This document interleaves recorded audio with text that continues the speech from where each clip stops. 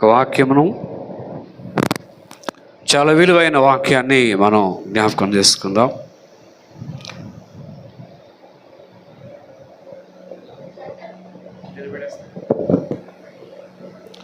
Okay, praise the lord, హల్లెలూయా. వాక్యాన్ని చూద్దాం. దయచేసి అందరూ కూడా వాక్యంలోకి వెళ్దాం. యెషయా గ్రంథం, ప్రతివారు చూడండి. యెషయా గ్రంథం 41వ అధ్యాయం. యెషయా గ్రంథం 41వ అధ్యాయం 17వ వచనం. దీన దరిద్రులు నీళ్లు వెతుకుచున్నారు, నీళ్లు దొరకక వారి నాలుక దప్పి చేత ఎండిపోవుచున్నది. యెహోవాను నేను వారికి ఉత్తరమిచ్చేదను. ఇశ్రాయేలు దేవుడైన నేను వారిని విడనాడను. దేవునికి స్తోత్రం. ప్రార్థన చేసుకుందాం. పరిశుద్ధుడా, ప్రేమ కలిగిన తండ్రి, నీ వాక్యము గొప్పది. ప్రజలు నీవారు, నేను నీ దాసుడను. మీరే ప్రభా, ఈ బిడ్డలతో మీరు మాట్లాడండి. ఈ వాక్కును విరిచి వడ్డిస్తూ ఉంటుండగా నీ కృపా కార్యమును జరుగునుగాకనే ప్రార్థన చేస్తున్నాను. వినగలిగిన మనస్సు వారికి దయచేయండి. నాకు కూడా ప్రభా, నన్ను మరుగుపరచి మీరే మాట్లాడమని కృప చేయమని యేసు నామమున తండ్రి, ఆమేన్. వాక్యం చూద్దాం. వాక్యములో ఉన్నటువంటి గొప్పతనం ఏంటి అని మనం ఆలోచన చేస్తే, ఈ 41వ అధ్యాయంలో 17వ వచనాన్ని చదివితే ఒక మాట, 5 విషయాలు ఇందులో ఉంటాయి. 3 విషయాలను దేవుడు చెప్పాడు, 2 విషయాలు దేవుడు వాగ్దానం చేశాడు. 3 విషయాల గురించి దేవుడు అక్కడ మాట్లాడుచూ ఉన్నాడు. 2 వాగ్దానాల గురించి దేవుడు మాట్లాడుతున్నాడు. ఏంటంటే చదవండి, 41వ అధ్యాయం 17వ వచనం. దీన దరిద్రులట. ఎవడండి చెప్పండి? దరిద్రులు అంటే మనకు తెలుసు. దరిద్రులు అంటే ఎవడు?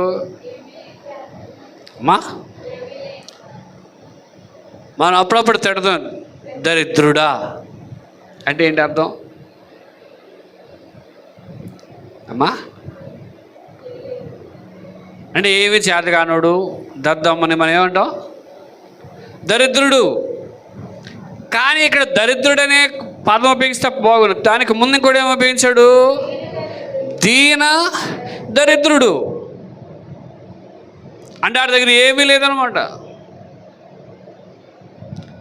ఈ అధ్యాయం అంతా మీరు చదివితే ఎందుకు వీరు దీన దరిద్రులుగా ఉన్నారు, ఎందుకు వీళ్ళ దరిద్రత వీళ్ళని ఆవరించింది? బైబిల్లో దరిద్రత రావడానికి గల కారణం, చాలా కారణాలు ఉన్నాయి. సోమరి పని చేసేవాడికి దరిద్రం వస్తుందంట. ఏ పని? సోమరితనం అంటే బద్ధకం. కొంతమంది బద్ధకానికి బ్రాడ్ అంబాసిడర్ అంటే వాళ్ళే. ఏ పని చేద్దామని బద్ధకం, ఏ పని చేయాలన్న బద్ధకం. సోమరి అనుకుంటాడంట బద్ధకంతో, అందరూ నాట్లేస్తుంటారు, అందరూ విత్తుతుంటారు. వీడు అనుకుంటాడంట, ఏం బాబు నువ్వెందుకు విత్తనాలు విత్తలేదు, నువ్వెందుకు నాట్లు వేయట్లేదంటే, నేను నిలిచిన పొలం మధ్యలో సింహం ఉంది అంటాడంట. ఏముంది? ఏముంది? సింహం ఉంటే ఈడికే కనపడుతుందా, అందరికి కనపడుతుందా అమ్మా? సింహం. ఇప్పుడు మీరు ఈ దారిలో వెళ్తున్నారండి, నేను సింహం ఉందని చెప్పాను, నాకే సింహం కనపడుతుందా, అందరు కనపడుతుందా అండి? వీళ్ళు అందరూ కనపడాలి కదా. కానీ వీడు ఒక్కడే కనిపిస్తుంది. ఏమంటున్నాడు? డిఫరెన్స్ చెప్పు. సామెత 22:13. సోమరి ఏముందట? బయట సింహం ఉంది అని అంటున్నాడా? ఏనమ్మా? ఆ సింహం వచ్చేసి వీధుల్లో నేను ఏం చేస్తుంది, చంపేస్తుంది అని ఏం చేస్తున్నాడు వీడు? బద్ధకం. దరిద్రం అంటే వెనకాల ఉంది. అందరూ కోస్తూ ఉంటే, అందరూ పంట చేలు తెచ్చుకుంటే అప్పుడు తిదడంటే వీడు. ఇప్పుడు మనలు కూడా అప్పుడప్పుడు దేవుని దగ్గరికి వచ్చినప్పుడు కూడా ఇంకా బద్ధకం. దేవుని పని దగ్గర దేవుని పనిని అశ్రద్ధగా చేయవాడు శాపగ్రస్తుడు అని అంటాడు. దేవుని విషయాలు నీకు బద్ధకం అసలు ఉండకూడదు. ఈ దీన దరిద్రులు, రెండవ దరిద్రుడు ఎవడంటే బైబిల్లో లాజరు కూడా దరిద్రుడు అని పిలువబడ్డాడు. ఎవరు?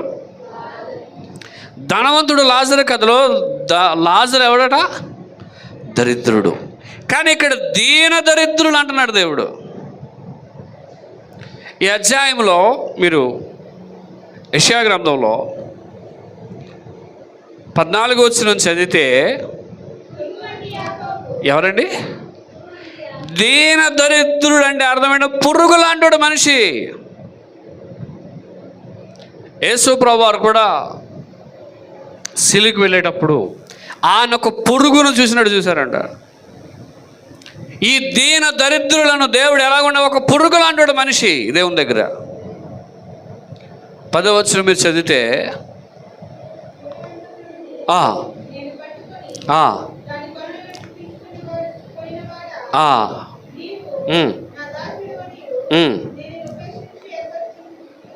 ఓకే, నీకు తోడై ఉన్నాను, నీవు భయపడకు, నేను నీకు తోడై నన్ను సహాయం చేస్తానని దేవుడు చెప్తున్నా. ఈడింకా దీన దరిద్రుడుగానే ఉన్నాడు. మీ ఇంట్లో అన్నీ ఉన్నాయి అనుకోండి,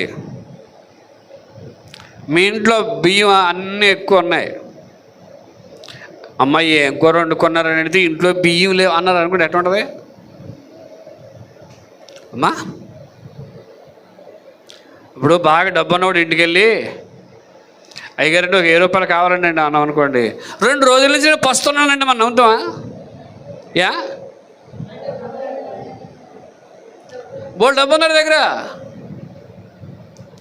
దేవుడు నీకు అన్ని ఆశీర్వాదాలు ఇచ్చి దేవుడు దీవించి నేను ఉన్నతంగా చేస్తూ ఉంటే నువ్వు ఎలా తయారయ్యో తెలిసి దేవుడు తోడై ఉన్నాడు.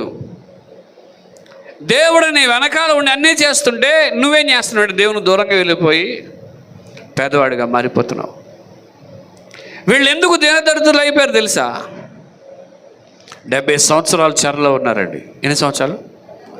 70 సంవత్సరాలు. మనిషి బ్రతికేది 70-80 సంవత్సరాలు కదా, అంతేనండి. మనిషి షుగర్ బీపీ లేకపోతే 70-80 సంవత్సరాలు గ్యారంటీ. షుగర్ బీపీ వచ్చిందని మనం ఏం చేయలేం. ఆ రెండు ఒక ఆయన అంటాడట, 2 అక్కా చెల్లెలంట, షుగర్ బీపీ. ఎవరట? 2 అక్కా చెల్లెలంట. ఇది అంటదంటే ముందు నువ్వు వెళ్తావని నన్ను వెళ్ళమంటావు అడుగుతుందంట. శరీరంలోకి బాడీలోకి వెళ్ళింది ఏం చేస్తుంది? అది మనిషిని కృంగ చేసేది. ఈరోజు దీన దరిద్రులుగా ఎందుకు మనిషి తయారైపోయాడంటే దేవుని సన్నిధికి మనిషి రావట్లేదు. ఎక్కడికి చెప్పండి? ఎక్కడికి? ఎంతమంది ఉన్నారు, వస్తున్నారా? 1వ వచనం చదవండి. 47వ అధ్యాయం 1వ వచనం. మా దీపములారా నా యొద్ద మీరు మౌనంగా ఉండండి. నా యొద్దకు వచ్చి మీరు ప్రార్థన చేయండి, మౌనంగా ఉండండి. జనములారా నూతన బలం పొందండి. జనములారా మీరు వద్ద నూతనమైన బలమును పొందండి. ఎక్కడికండి? అందుచేత వారు నా సన్నిధికి వచ్చి ఎక్కడ మాట్లాడాలి అమ్మా? మాట్లాడటం అంటే చీర ఎంత కొన్నావు ఇదే అమ్మా, ఏం కూర వండారు ఇవాళ, మాసం కూర తెచ్చుకున్నారా, ఆధారం ఇదా? ఇవా మాటలు? దేవుని సన్నిధికి వచ్చి దేవునితో మాట్లాడాలి. ప్రార్థన అంటే ఏంటి? దేవునితో మాట్లాడడం. ఇప్పుడు వీళ్ళని గురించి దేవుడు ఏమంటే దీన దరిద్రులు ఎందుకున్నారంటే వీళ్ళ దేవుని సన్నిధికి రావట్లేదు. పేదవాడు ఎవడో తెలుసు? దేవుడు లేనుడు పేదవాడే, దేవుని దగ్గర రానివాడు పేదవాడే, దేవుడు అక్కర్లేనివాడు కూడా వాడు దరిద్రుడే. దీన దరిద్రుల గురించి దేవుడు మాట్లాడుతున్నాడు. ఏమని తెలుసా? నీ దీన దశను, నీ దరిద్రపు దశను దేవుడు చూస్తే ఒక ఆశీర్వాదం దేవుడు ఇస్తాడు. దేవునికి స్తోత్రం. మనం ఎక్కడికి రావాలట చెప్పండి? ఆయన సన్నిధికి వచ్చి, ఆయన సన్నిధిలో మధ్యలో ఉన్నాయి. ఆయన సన్నిధికి వచ్చి మాట్లాడవలను. ఏం చేయాలండి? వ్యాజ్యము తీర్చుకొనుటకు మనమందరము కూడుకుందాం రండి. దేవునికి స్తోత్రం చెప్పండి. వ్యాజ్యం అంటే గొడవ. మీకు పక్కింటితో గొడవలు ఉంటాయి ఉండవా? డ్రైనేజీ గొడవలు ఏదో ఉంటాయి కదమ్మా. కానీ దేవునితో గొడవ అండి. మనకి దేవునితో గొడవ ఉందా? దేవునితో గొడవ పెట్టుకున్నారా? ఏమండి? మనకి ఏమంటున్నాడు? వ్యాజ్యం అన్నీ తీర్చేసుకున్నా, అన్నీ తీర్చేసుకున్నారండి. దేవుడితో మనకు గొడవ ఏంటో తెలుసా? నువ్వు సరిగా బ్రతకపోతే దేవుడికి నీకు గొడవ. అది ప్రార్థన చేయాలి కానీ ప్రార్థన రాదు. భక్తి చేయాలి కానీ భక్తి చేయవు. మీ పిల్లవాడు ఎదిగిన తర్వాత మీ మాట వినకుండా లోకానుసారంగా బతికి రౌడీగా ఉన్నాడు అనుకోండి, మీకు ఎలా ఉంటుంది? అందరూ మీ అబ్బాయి ఇటం మెలగైపోయాడు, మీ అబ్బాయి ఇటం మెలగొన్నాడు అని అన్నారు అనుకోండి, ఆడు పుట్టిన సంతోషం కంటే ఈ బాధ ఎక్కువైపోతుంది మనకి. బైబిల్లో సమూయేలు ఉన్నాడండి. సమూయేల్ని ఊరలందరూ చెడుతున్నారు.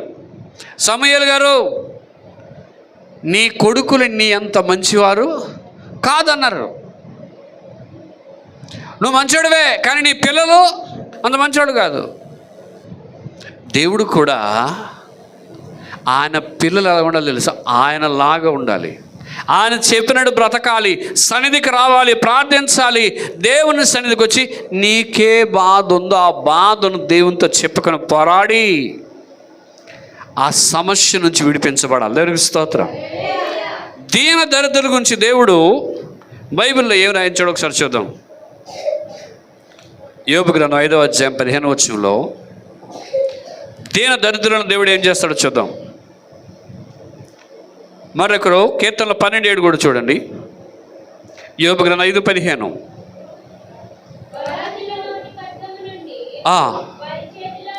వారి చేతిలో నుండి ఆయన దరిద్రులను ఆమె. దేనికి స్తోత్రం చెప్పండి. ఈ దీన దరిద్రులను దేవుడు ఏమంటున్నాడు అంటే బలాఢ్యుడి చేతిలో నుండి, బాగా చదవండి, బలాఢ్యుల నోటి ఖడ్గము నుండి, వారి చేతిలో నుండి ఆయన దరిద్రులను. ఇక్కడ 2 మాటలు ఉపయోగించాడు. ఒకటి నోటి ఖడ్గం, 2 చెయ్య. అంతేనండి. అక్కడ అలాగే ఉందా? మళ్ళీ చదవండి. బలాఢ్యుల నోటి నుండి, వారి చేతిలో నుండి ఆయన దరిద్రులను రక్షిస్తాడు. కొంతమంది నాలుక కత్తిలా ఉంటుంది. ఎలా ఉంటుంది? వాళ్ళ మాటలు పొద్దునైందుగా ఉంటాయి. అందుకే ఒకడు ఊరే ఎక్కర్లేదు, సంపక్కర్లేదంట. మాటలతో ఆ మాటలే కత్తిలాగా గుచ్చుకుంటూ ఉంటాయి. అలాంటి కత్తిలాంటి మాటలు మాట్లాడినా వారి చేతిలో నుండి నేను దరిద్రులను రక్షిస్తాడు. దేవునికి స్తోత్రం చెప్పండి. ఇప్పుడు ఈ దీన దరిద్రులు ఏం చేస్తున్నారంటే నీళ్లు వెలుగుతున్నారు. 12వ అధ్యాయం 2వ వచనం కీర్తన 12:7 యెహోవా నీవు దరిద్రులను ఆమె. దేవునికి స్తోత్రం చెప్పండి. మొట్టమొదటి రక్షిస్తూ ఉన్నాడు. రెండవది నేను కాపాడుతాను, దరిద్రులను కాపాడుతాను. దీన దరిద్రులు ఎవరైతే నా మీద ఆనుకుంటారో, సన్నిధికి వస్తారో, వ్యాజ్యం ఆడుతారో వారిని నేను దరిద్రుడు అంటే ఏమీ లేనివాడు. అలాంటి దరిద్రులను దేవుడు ఏం చేస్తాడట? 35వ కీర్తన 10వ వచనం ఇక్కడ అంటాడు దరిద్రులను దేవుడు విడిపిస్తాడని ఉంటుంది. అప్పుడు యెహోవా ఎవడు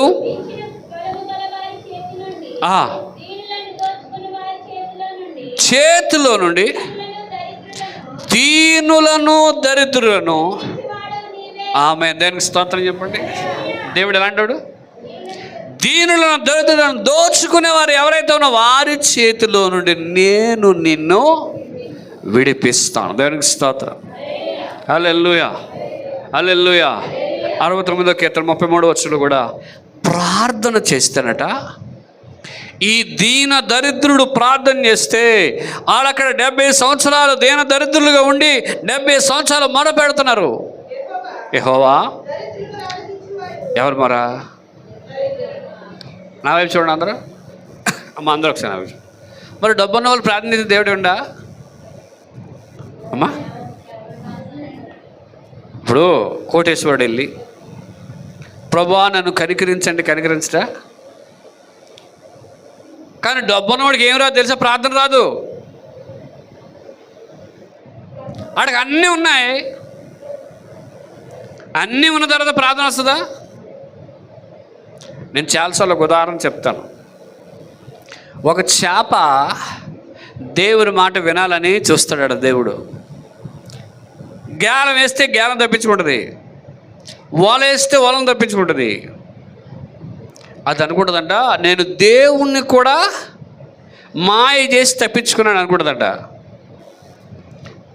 దేవుడు నీళ్ళను ఎండబెట్టేస్తాడు. దీన్ని దేవుడు నీళ్లను, ఇప్పుడు ఇది ఎక్కడికి వెళ్తుంది చెప్పండి? నీళ్ళు అయిపోతే ఎవడో పెట్టుకుని కూర వండేస్తాడు. అప్పుడు చూస్తుందండి దేవుడు, ప్రభువా ఈ నీళ్ళు ఎండిపోకుండా. చాలామంది దేవుడికి అప్పుడు దాకా రారు. ఎప్పుడు వస్తారు? నీళ్ళు ఎండిపోతున్నప్పుడు, సమస్య పెద్దదైపోతున్న, ప్రభువా నన్ను. ఒకసారి ఒక ఆవిడ ఒక దైవజనుడి సంఘాన్ని పెద్ద సేవకుడే వాళ్ళ సంఘానికి వచ్చిందంట. మాకు చాలా కష్టాలు ఉన్నాయండి, ప్రార్థన చేద్దాం అనుకుంటున్నానండి, మైక్లో చేస్తానందంట. ఎలాగా? ఆయన అనుకున్నాడు పాపం ఈవిడ చాలా కష్టాల్లో ఉంది, ప్రార్థన చాలా బాగా చేస్తానంటే ఆవిడ ప్రార్థన చాలా సోగ్గా చేస్తుందంట. ఎలాగా? ప్రభువా నువ్వు చాలా గొప్ప దేవుడు. ఏమన్నది? కన్నీటి పేదనది. నీవు చూచుచున్న దేవుడవు. ఇలా 2 నిమిషాలు ఆలోచించాడు పాస్టర్ గారు. ఆపే అన్నాడట. ఏంటి ప్రార్థన ఎలా చేయాలి? ప్రభువా నన్ను కనికరించు తండ్రి, నన్ను కాపాడు ప్రభువా, నీ కృప నా మీద. అంతే తప్ప నీ యాస నీ ప్రాస ఉపయోగించి ప్రభువా అంటే దేవుడు చూసేస్తాడా?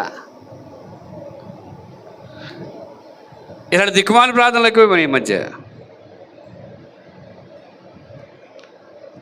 మళ్ళీ చదువు 49, 33. మొర్ర యెహోవా దరిద్రుల మొర ఆలకించువాడు, ఖైదులో ఉంచబడిన ఆయన తృణీకరించువాడు కాదు.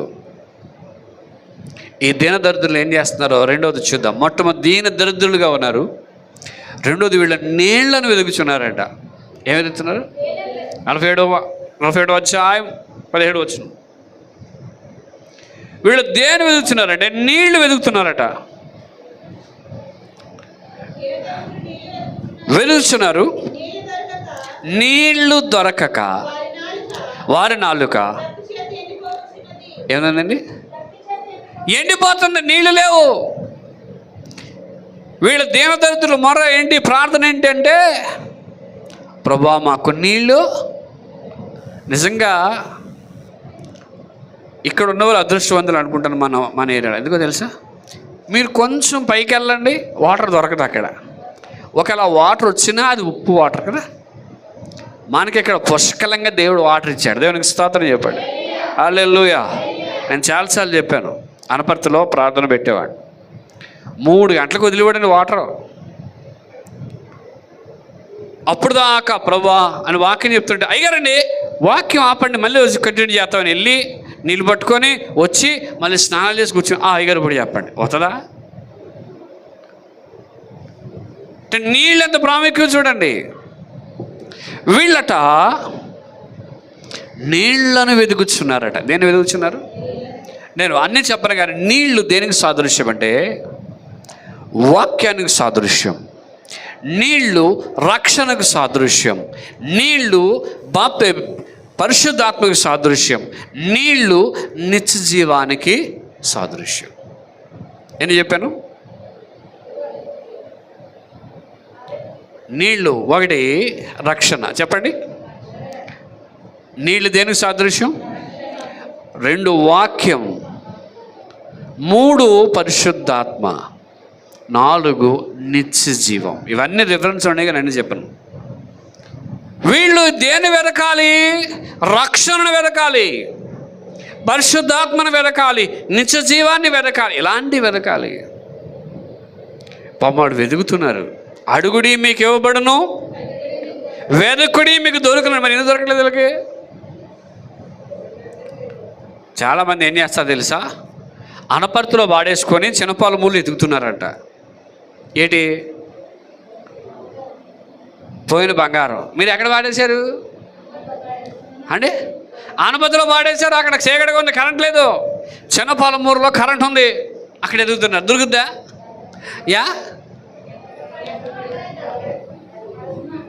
నీళ్లు వెతికే విధానం లేదా ఏదైనా వెతికే విధానాలుగా బైబిల్లో ఒక ఆవిడ ఒక నాణ్యం పోతే దీపం వెలిగించి చీపురు పట్టుకొని ఊడ్చుకుంటే ఏం చేస్తుంది?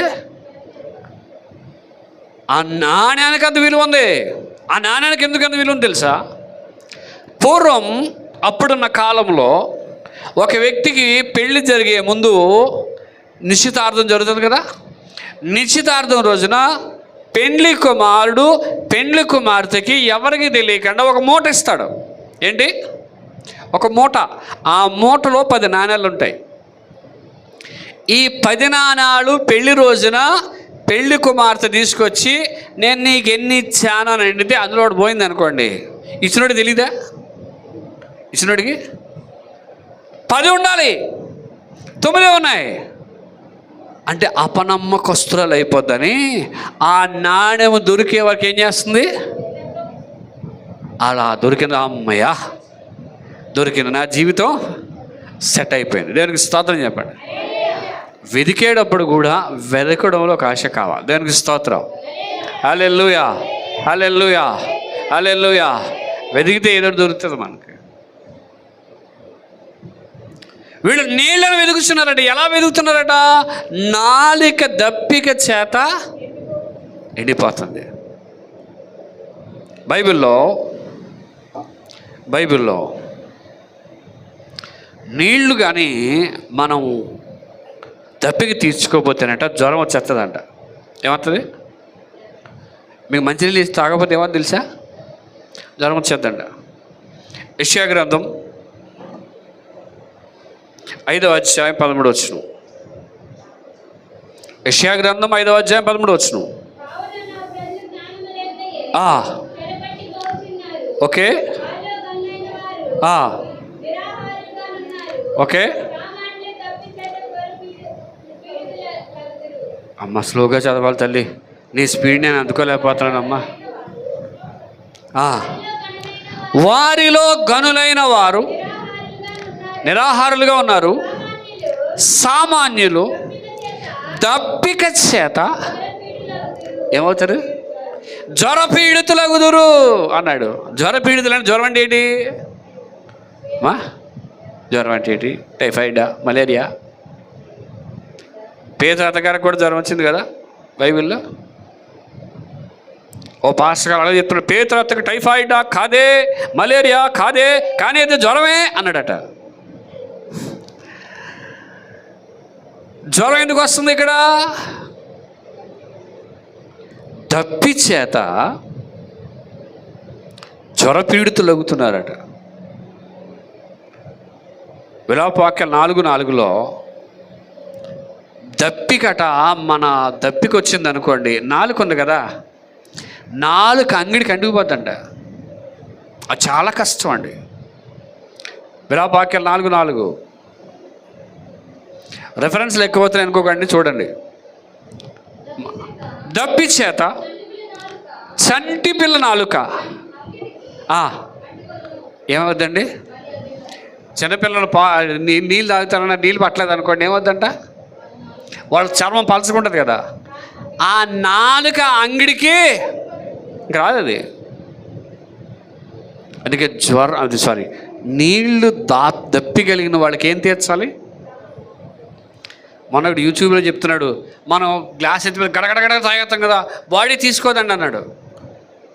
టీ తాగినట్టు కొంచెం కొంచెం తాగితే నాకు అసలు తాగబుద్ది అవ్వదు, అలాగా నాకు అసలు తాగబుద్ది అవ్వదు. అలా చాలామంది మన ఫస్ట్ నుంచి అలవాటు ఏముంది, చెంబెత్తుకుని తాగేయడమే. ఆ బాడీ తీసుకోదండి, తీసుకుంటుంది, మళ్ళీ తాగుతాం. దప్పిక చేత నాలుక. కొంతమందట ఆమోస్ గ్రంథం 8:13 చదివితే చాలామందికి దప్పిక చేత సొమ్మసిల్లిపోతారు. ఆమోస్ గ్రంథం 8:13, ఆ దినమందు యవ్వనులను దేని చేత? కన్యలు యవ్వనులు అందరూ దప్పిక చేత సొమ్మసిల్లిపోతారు. బైబిల్లో సంసోను ఉన్నాడు.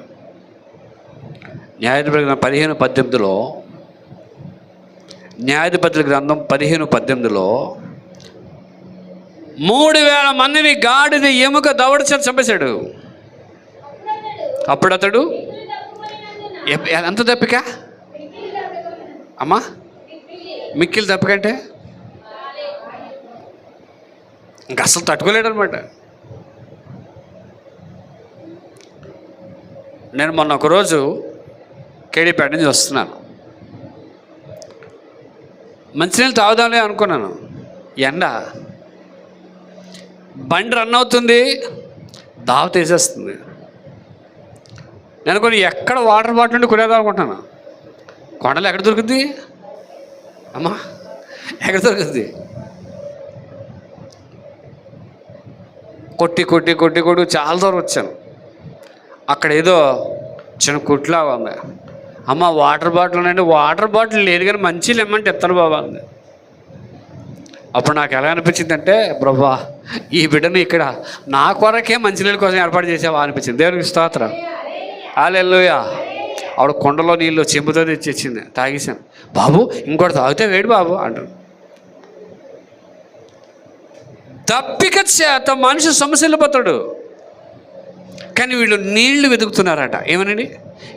ఎలా వెతుకుతున్నారంటే ఆ నీళ్లు దొరికేంత వరకు దప్పిక చేత వారు అలసిపోయినా ఆ నీళ్ళ కోసం వాళ్ళు ఏం చేస్తున్నారు? దీన దరిద్రులుగా ఉన్న వాళ్ళు నీళ్ళను వెతుకుతున్నారట. ఎంత అలాగ తెలుసా? వారు దప్పిక వచ్చినా ఆ దప్పిక చేత వారు కూడా ఇంకా ఏం వెతుకుతున్నారు? నీళ్ళు వెతుకుతున్నారు. ఒక ఆయన ఎడారిలో నడుచుకుంటూ వెళ్తున్నాడు. మంచినీళ్ళు వేసేస్తున్నాయి, మిక్కిలి దాహం వేసేస్తుంది. ఒక పైపు ఒకటి ఉందంట అక్కడ. భలే దొరికిందో అనుకున్నాడు. కానీ ఎంత కొడుతున్నా అందులోంచి ఏం రావట్లేదు. ఇందాకేసిన దాహం కంటే ఇప్పుడు ఇంకెక్కువైపోయింది. ఇంక చచ్చిపోతాను, ఇంక దాహంతో నేనేమైపోతాను, ఇక్కడ చచ్చిపోతాను అనుకున్నాడు. అనుకొని ఏం చేశాడంటే, అలా పక్కన గది ఉండి ఆ గదిలోకి వెళ్తే ఒక చిన్న బాటిల్లో వాటర్ ఉంది. అబ్బా ఈ వాటర్ తాగేద్దాం అనుకొని ఆ గోడ మీద చూస్తే ఆ గోడ మీద ఒకటి రాసి ఉందంట, ఈ బోరు ఎవరైతే నీళ్లు తాగాలనుకుంటారో ఈ బాటిల్లో నీళ్లు అందులో వేస్తే మీరు త్రాగగలిగినంత నీళ్ళు వస్తాయి. ఈ బాటిల్లో నీళ్ళు తాగితే ఇంక ఎవరికి ఆ బోరు ఆ పైపు పని చేయదు. కాబట్టి మీరు ఆ పైపు దగ్గరికి వెళ్ళి వాటర్ పోసి కొట్టండి, వెంటనే నీళ్ళు వస్తాయి. కానీ నీళ్ళు భయం ఏంటి తెలుసా? నీళ్ళు అందులో పోసేస్తే వస్తాయో రావో. తాగేద్దామా అనుకుంటున్నాడు, కానీ మళ్ళీ కొట్టాలనే ఆశ ఉంది. వెళ్ళాడు, అందులో నీళ్లు పోసాడు, కొట్టాడు, సమృద్ధిగా నీళ్ళు వచ్చాయి. దేవునికి స్తోత్రం, హల్లెలూయా. సమృద్ధిగా నీళ్ళు తాగాడు. తాగిన తర్వాత మళ్ళీ బాటిల్లో పెట్టి మళ్ళీ అక్కడ పెట్టాలి. ఇది తాగి చెల్లిపోతే కుదరదు. మళ్ళీ ఇంకో బాటిల్ ఇంకోటి ఉపయోగపడాలంటే ఏం చేయాలి? అక్కడ పెట్టాలి. అక్కడ అప్పుడు రాజమార్గాలు ఉండే, నీళ్లు దొరకకపోతే అక్కడ పైపుని పెట్టారు. ప్రభువుని పిల్లరా, నీళ్లను వెతకడం అంటే అర్థమేంటి తెలుసా?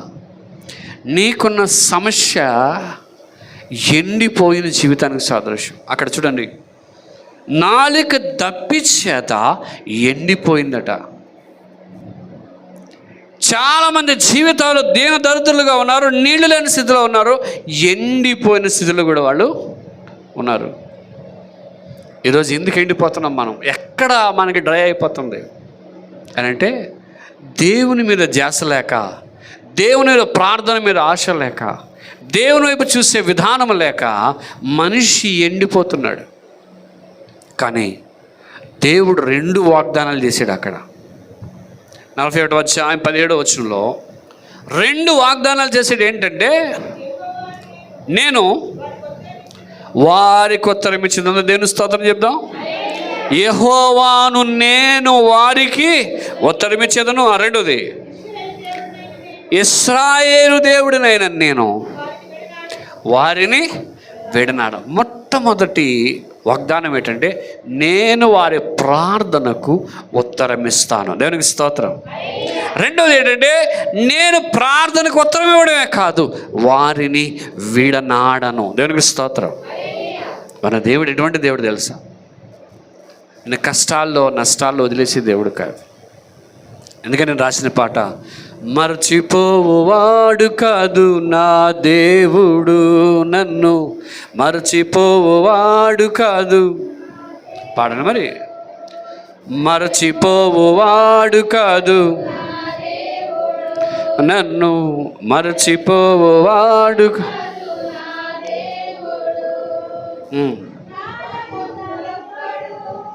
నీతిని వీడు నీతిని నప్పు ఆదుకునేవాడు నన్ను ఆదుకునేవాడు మరచిపోవాడు కాదు.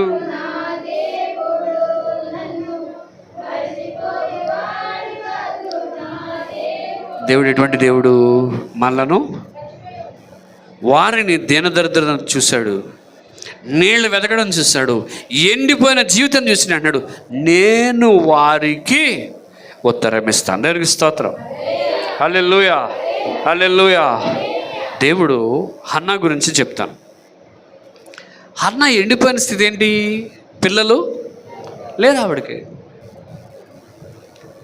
సమయాలు పుట్టిన తర్వాత ఇంకా చాలామంది పుట్టారు, మరి అంతవరకు ఆవిడకి ఏం లేదు. భర్తతో కలిసి దేవాలయానికి వెళ్ళారు, ప్రార్థన చేసుకోవాలి దేవాలయంలో. నాకు తెలిసి అక్కడ ఆమె సహోదరి పిన్నెన్న ఉంది, హన్నా పిన్నెన్న. ఆవిడ ఏం చేస్తుందంటే సూటిపోటు మాటలతో ఈమెకు విసుగు పుట్టేస్తుంది. ఏంటో తెలుసా? నీకు పిల్లలు లేరు, నువ్వు గొడ్రాలివి, నువ్వేంటి పరిస్థితిలో ఉన్నావు అని చెప్పి ఆమెను ఎగతాళి చేసి విసిగిస్తుంటే ఆమె వైరియగు అంటే శత్రువు అయిపోయింది. వెంటనే గుళ్ళకి వెళ్ళిపోయింది, ప్రార్థన మొదలెట్టింది.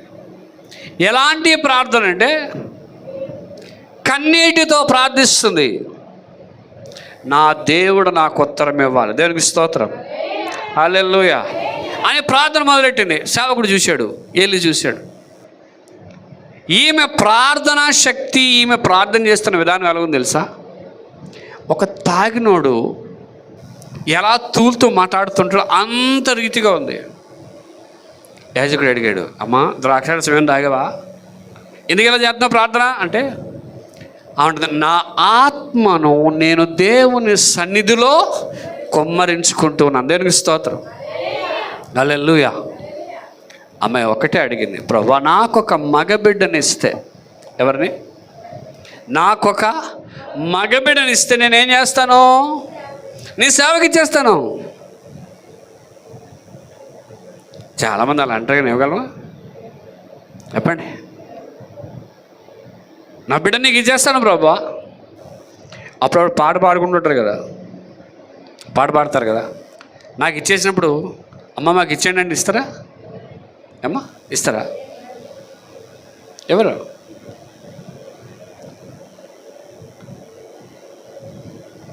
దేవుడు హన్నా విషయంలో ఆమెకు దేవుడు ఉత్తరం ఇస్తే ఎలాంటి ఉత్తరం తెలుసా?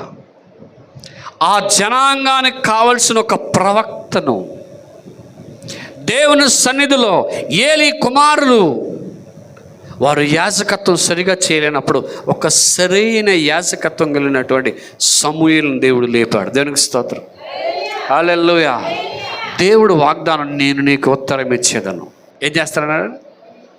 తనకు నిజముగా మొర్రపెట్టు వారికి ఆయన సమీపముగా, నిజముగా మొర్రపెట్టాలి. 69వ కీర్తన 17వ వచనం మనం చదివితే దేవుడు ఏ సమయంలో మనకు ఉత్తరం ఇస్తాడు? ఏ సమయంలో మన ప్రార్థన వింటాడు? 69వ కీర్తన 17, నీ సేవకునికి ఉండకము, ఇబ్బందిలో ఉన్నను, త్వరగా నాకు. అంటే దేవుడు మనకి ఎప్పుడు ఉత్తరం ఇవ్వాలి? మన ఇబ్బందిలో, ఇరుకులో మనకి దేవుడు ఉత్తరం ఇస్తాడు. భక్తుడు ప్రార్థన, ప్రభా నేను ఇరుకులో ఉన్నాను, ఇబ్బందిలో ఉన్నాను, నువ్వు నాకేం చేయాలి? ఉత్తరం ఇవ్వు దేవా అని ప్రార్థన చేస్తూ 81వ కీర్తన 7వ వచనం అని చదివితే ఆయన ఎలాంటి రీతిలో ఉత్తరం ఇస్తాడు? నీవు నాకు మొర్రపెట్టగా విడిపించితిని, అమ్మా ఉరుము దాగు చోటులో నుండి. ఆమె దేవునికి స్తోత్రం చెప్పండి.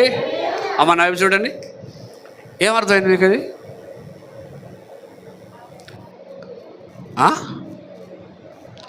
దేవుడు ఎప్పుడు ఉత్తరం ఇస్తాడట? ఉరుము దాగు చోటులో నుండి.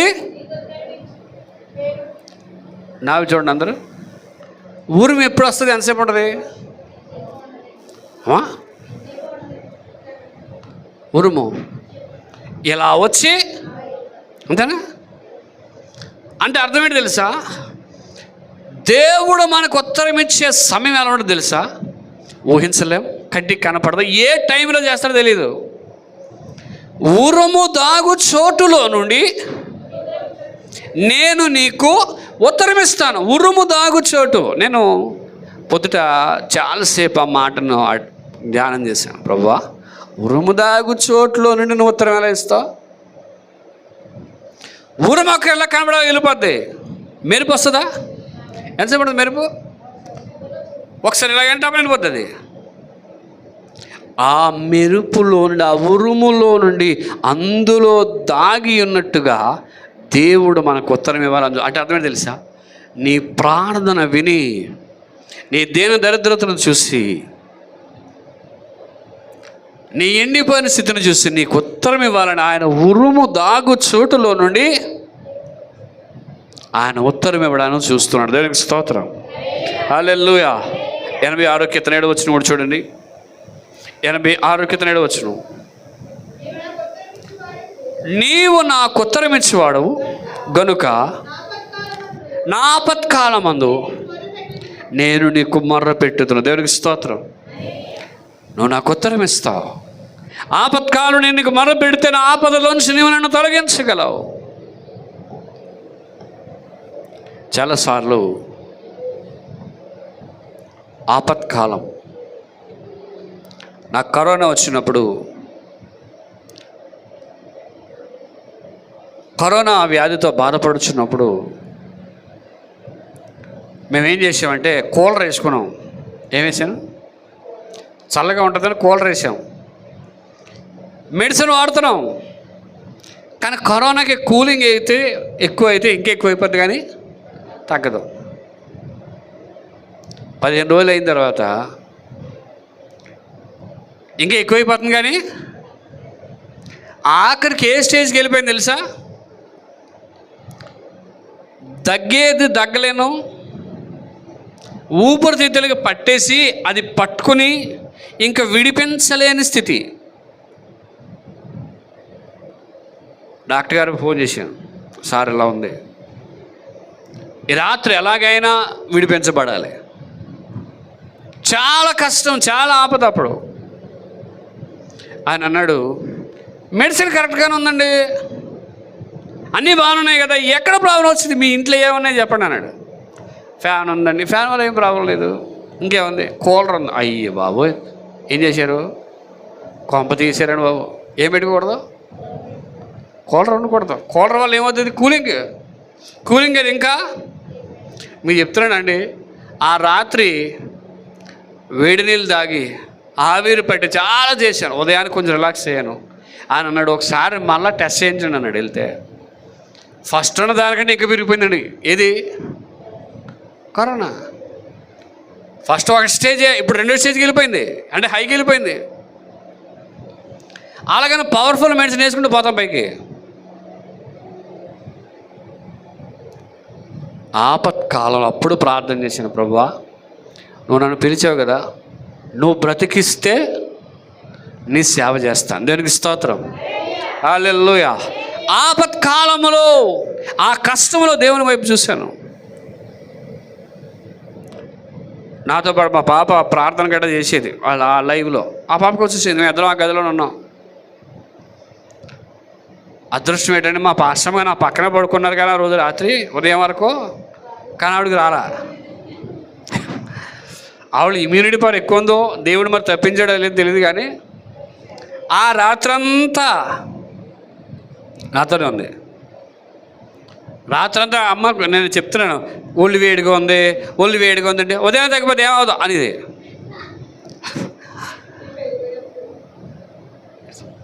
అదే జున్ను తెచ్చింది అంటే అదే. మా పాస్టర్ గారు కుదురుగా ఉండకుండా పిల్లల దగ్గరికి వెళ్ళి, మాకు జున్ను తినాలని ఉంది డాడీ అన్నారు. వచ్చి జున్ను తినాలని ఉండన్నప్పుడు నేనేం చేశాను, పిల్లలు జున్ను తినాలని ఉంది, మీ పెళ్ళి రోజు అంట కదా, ఏం తినాలి, జున్ను తినాలి. నేనేం చేశాను, పోన్లే జున్నే కదా అడిగారు, పెద్ద ఏం అడగలేదు చెప్పేసి అక్కడ బోర్డు రాసి పెట్టాడు, ఇక్కడ జున్ను పాలు అమ్మబడును. నేను అప్పుడు దాకా మాస్క్ పెట్టుకుని వెళ్ళివ్వండి. ఆ రోజు మాస్క్ పెట్టుకుని వెళ్ళలేదు. ఎక్కడికే మీకు ఎవరో చెప్తున్నాడు, జున్ను పాలు అక్కడ పాలకు వచ్చినట్టు ఎవరికీ లేదండి. ఏది, ఎవరికీ లేదు. అంతే, మొత్తం మీద ఎవరికో ఉండుంటుంది అక్కడ, లేదా ఇద్దరు ముగ్గురికి ఉండొచ్చు. పాలు తీసుకున్నాను, వచ్చాను, ఉదయాన్నే తిందాం. ఏమి అంతే, ఉదయం ఇది 6 స్టార్ట్ అయింది, 6 గంటలు అయ్యేటప్పటికి మొత్తం కళ్ళు అన్నీ మారిపోయినాయి. 7 గంటలకల్లా వెళ్ళిపోయాను టెస్ట్కి. 7:15కి సావు కబర్ చల్లగా చెప్పాడు ఆడి, ఏమని, కరోనా పాజిటివ్. అప్పుడు దాకా ఉదయాన్నే లేచి షెట్లు ఆడేవాళ్ళవి, ఇంక షెట్లు లేదు, ఏమీ లేదు. ఆపత్కాలములో ప్రార్థన చేస్తున్నప్పుడు దేవుడు తన దైవిక మన స్వస్థత అనుగ్రహించాడు. దేవునికి స్తోత్రం, హల్లెలూయా, హల్లెలూయా, హల్లెలూయా. అప్పట్లో ఎలా ఉండి తెలుసండి, కరోనా అంటే ఎవడొచ్చేవాడు కాదు. దేవుడు అంటున్నాడు, నేను ఉత్తరం ఇస్తాను. ఆఖరిగా అక్కడ ఏమంటున్నాడండి, 17వ వచనంలో, ఇశ్రాయేలు దేవుడనగు నేను నిన్ను విడనాడను. అందరూ చెప్తాను, నిన్ను విడనాడను. ఏంటి చెప్తాం అందరూ? దేవుడు బైబిల్లో చాలా మందికి వాగ్దానం చేశాడు. యెహోషువతో అంటాడు, నిన్ను విడువను ఎడబాయను అన్నాడు. దేవునికి స్తోత్రం, హల్లెలూయా. చాలాసార్లు ఆయన మనకి ఎప్పుడు తోడై ఉంటాడు. నిన్ను విడువను ఎడబాయను అన్న దేవుడు, ఆయన ఎప్పుడు మనకు తోడుగానే ఉంటాడు.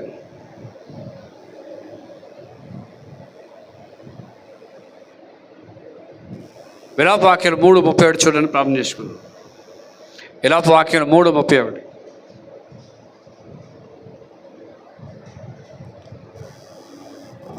విలాపవాక్యం 3:31 వచ్చు.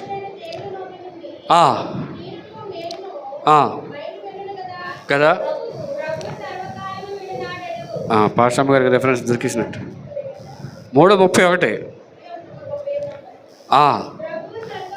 ప్రభు సర్వకాలము, ఆమె దేనికి స్తోత్రం చెప్పండి, ఎంతకాలం?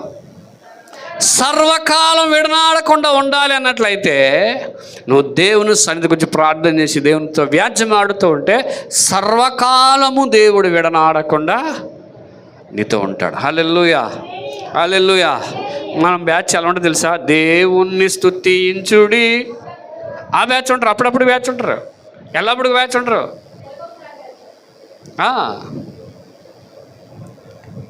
భక్తి అనేది ఒకరోజుతో ఉండేది కాదు,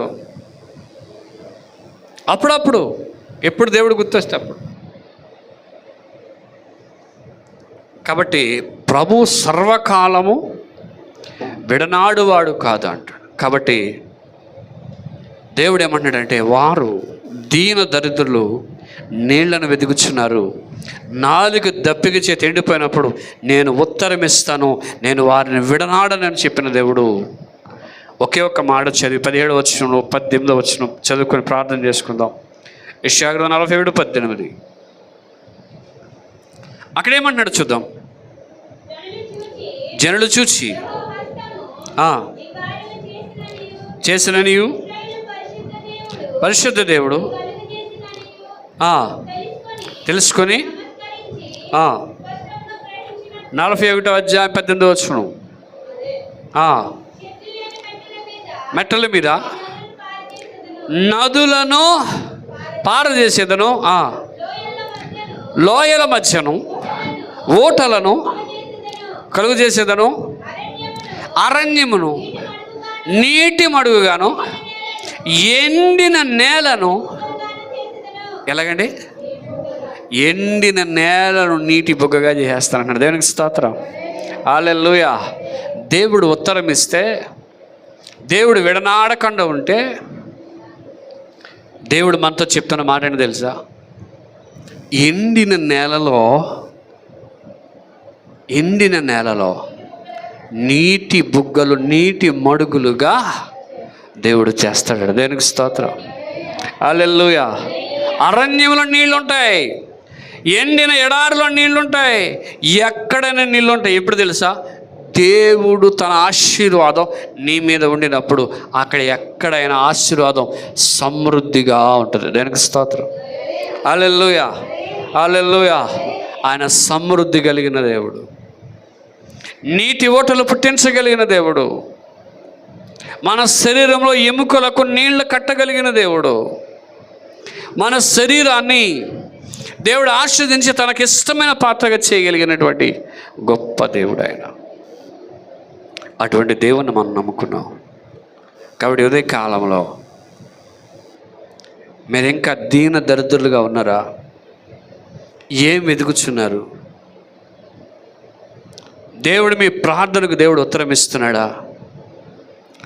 దేవుడు మిమ్మల్ని విడనాడి ఉన్నాడా, లేక మీతో ఉన్నాడా? యేసు ప్రభువారు తన సిలువ మీద ఆ 2 చేతులను చాచి, నా యొద్దకు రండి, నేను మీకు విశ్రాంతి కలుగు చేతునన్న దేవుడు. తన రక్తంతో మీ పాపములను కడిగి నేను మిమ్మల్ని విడిపించి సదాకాలం మీతో ఉంటాను, విడనాడనని చెప్పిన దేవుడు. ఆయన గొప్ప దేవుడు, ఆయన రాజులకు రాజు, ప్రభువులకు ప్రభు అన్నాడు. దేవునికి స్తోత్రం. అటువంటి గొప్ప దేవుని మనం కలిగి ఉన్నాం, అటువంటి ఉన్నత దేవుని మనం కలిగి ఉన్నాం. కాబట్టి ఆ దేవుని వైపు చూద్దాం. అటు రీతిగా దేవుడు మనందరిని దీవించి ఆశీర్వదించునుగాక. Amen, amen. అందులో లేచి నిలబడదాం.